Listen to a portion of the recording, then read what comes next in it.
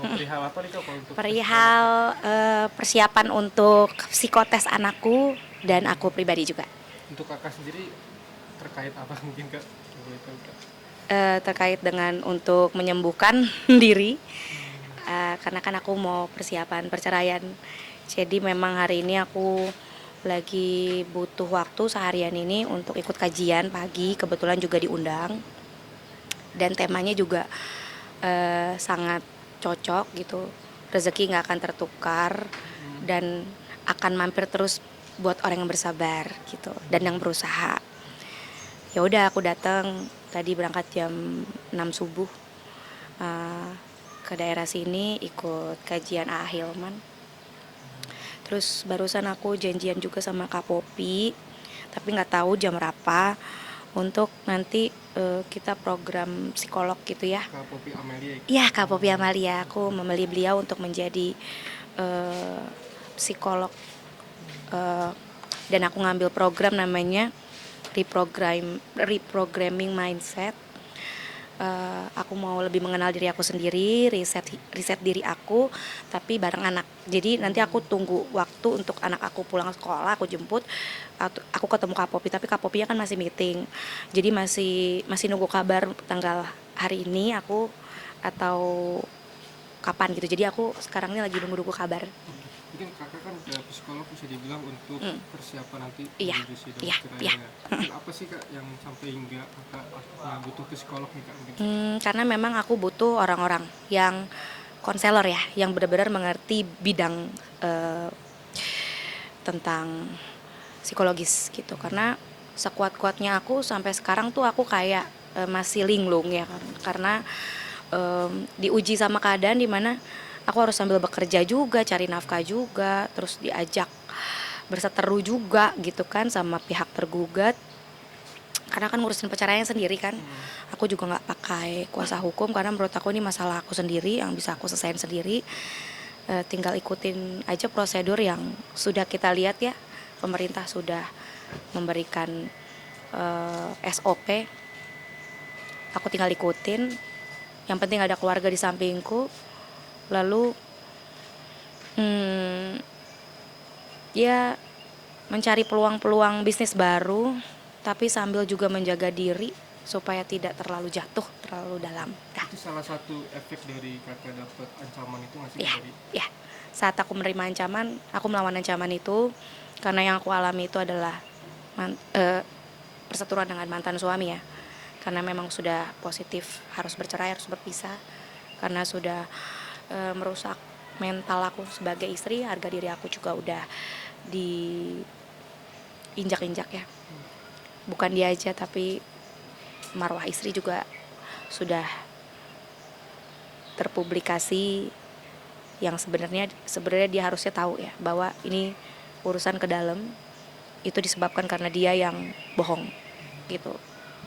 Dan aku berpikir bahwa ya cara terbaik adalah aku datang ke tempat-tempat orang yang berkompeten di bidangnya, bukan ke teman-teman yang tidak berkompeten di bidangnya.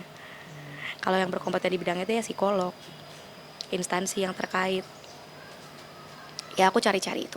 Yang artinya sudah Yang di mengganggu artinya ya yang mereka seharian ya Kak? ya seharian aku sendiri dengan adikku aja kemana-mana sambil bekerja juga, tapi pihak tergugat kayak nggak mau mikirin, dia tetap bersih kekeh bahwa yang dia lakukan benar, kejahatannya dia terus dilakukan. Itu yang membuat aku terus saja dia jahat ya. Aku di sini akan tetap mencoba stabilin diri sebagai perempuan berdikari, berdiri sendiri tanpa nafkah dah tuh. Sempat ada rasa ketakutan sampai trauma nggak sih Kak? Kalau ketakutan itu ketakutan untuk mengupload bukti ada gitu, tapi karena ancaman tersebut selalu ada. Tagihan hutang ke arah aku yang bukan hutang aku ya, itu mengarah ke aku. Terus tempat tinggal aku juga terancam kan, karena banyak yang wartawan datang, itu sungguh mengganggu juga karena eh, tetangga juga pasti nggak nyaman ya. Tapi alhamdulillah wartawan-wartawan sekarang mengerti banget kondisi aku. Terima kasih sebelumnya gitu, karena nggak mudah karena aku berperang dengan mantan suami ya gitu.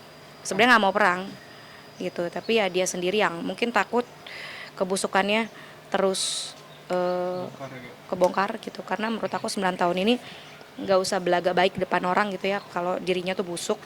Jadi aku lawan dia sendiri, dia lawan aku rame-rame Oke. gitu. Mungkin ancamannya itu yang paling parah apa sih Kak yang sampai Kakak? Hilang nyawa. Dia omongan lewat chat atau seperti apa Kak? Hilang nyawa dan bilang katanya dia punya pukulan yang besar lewat penjaganya itu ya itu lawyer ya. Lawyernya. Yang dia bilang lawyernya, abangnya. Kata-katanya seperti Tapi apa? saat ini abang-abangnya nggak ada yang bisa ketemu. Pada saat mediasi ketiga, teman-teman menjadi saksi, saya sidang sendiri dan jadinya tidak dianggap mediasi. Berarti siapa yang memainkan peran di situ? Jangan mentang-mentang berkuasa tapi ayak-ayak hak perempuan. Di sini ada istri sama anak yang tidak dinafkahi. Dan masih ada juga uang-uang yang belum dikembalikan. Berangkas kosong, emas, logam mulia semua hilang. Itu kemana? Itu yang sebenarnya saya tegakkan dan pihak sana penjaga ataupun lawyer atau instansi yang terkait tolong usut. Tolong usut dari pihak lawan saya ini apa yang dia mau dari saya. Saya sudah mau berpisah, tapi kenapa dia nggak datang mediasi? Itu adalah bentuk dasar untuk diproses pokok perkaranya. Kalau dia punya lawyer, dia nggak mau ketemu sama saya karena takut. Ya sudah, utus lawyernya bawa surat kuasa istimewa. Jadi sidang berjalan. Dari situ ada pemenuhan hak dan kewajiban. Mut'ah, idah, hasanah semua akan dibelah pengadilan. Tapi sepertinya di pihak sana nggak mengerti.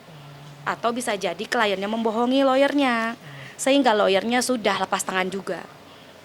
Kak sedikit untuk menegaskan tadi Kak, ancaman itu seperti apa sih Kak? Sudah saya lapor ke kepolisian, jadi biarlah kepolisian yang mengusut. Karena saya sudah beberkan ke media, ancamannya seperti ini, bukti chat seperti ini waktu persidangan sebelumnya, sudah. Oke. Kak sedikit Kak, ini bisa jadi untuk mengobati rasa ini Kak dengan mengikuti kajian dan hijrah juga seperti apa Kak? Ya, mengobati. Kalau misalnya pemirsa ngeliat aku tegak berdiri ini karena aku yang mau berubah. Aku yang mau menyetop semua racun yang ada di hidupku. Dan aku gak menyesal untuk memutuskan perpisahan ini karena ini kemauan kedua belah pihak yang sudah tidak cocok.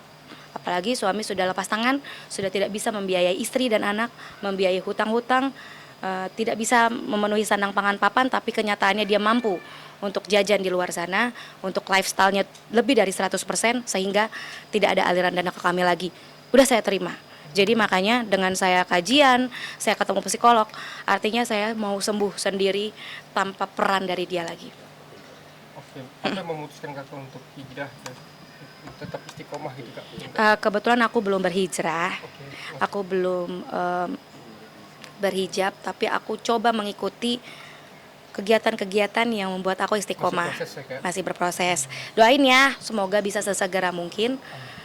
Tapi ya pasti aku lagi coba menyembuhkan luka trauma yang sebenarnya 6 bulan ini aku ngerasa so far so good, walaupun kelihatan slow, tapi aku lebih ikhlas gitu ya. Nangis-nangis masih ada, Lebih tenang ya, Kak? kekecewa masih ada, tapi akhirnya Tuhan buka jalan rezeki itu dar-der-dor. Jadi ngapain aku mesti takut hidup tanpa dia?